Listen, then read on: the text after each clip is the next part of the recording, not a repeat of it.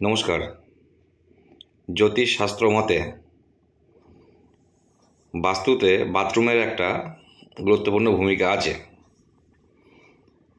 তাই বাথরুমের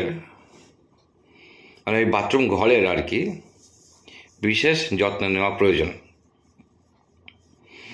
যদি আপনি সেই বাথরুম ঘরকে ঠিকমতো মেনটেন না করেন, তাহলে কিন্তু বাড়িতে নেগেটিভ এনার্জি সৃষ্টি হবেই হবে। তার জন্য কি করতে হবে?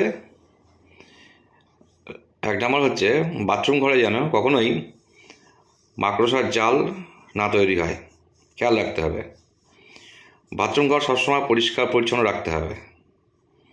বাথরুমের মধ্যে সবসময় নীল বালতি এবং নীল মগ ব্যবহার করা উচিত।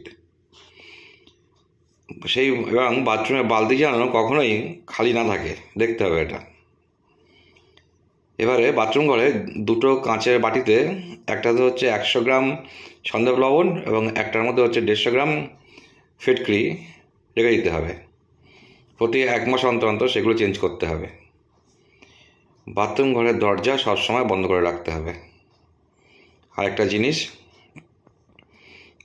প্রতি শুক্রবার যদি সম্ভব হয় একটি মাটির পাত্রে 3টে লবঙ্গ, 3টে তেজপাতা এবং 3টে কর্পূর নিয়ে সে বাথরুম ঘরের সামনে জ্বালিয়ে দিন। বাথরুমের ভেতরেও জ্বালিয়ে দিতে পারেন। তাতে করে সেখানে যা যা নেগেটিভ এনার্জি সৃষ্টি হবে বা হয়েছিল সবই দূর হয়ে যাবে। বাথরুম ঘরের যত্ন নিন, ভালো থাকবেন।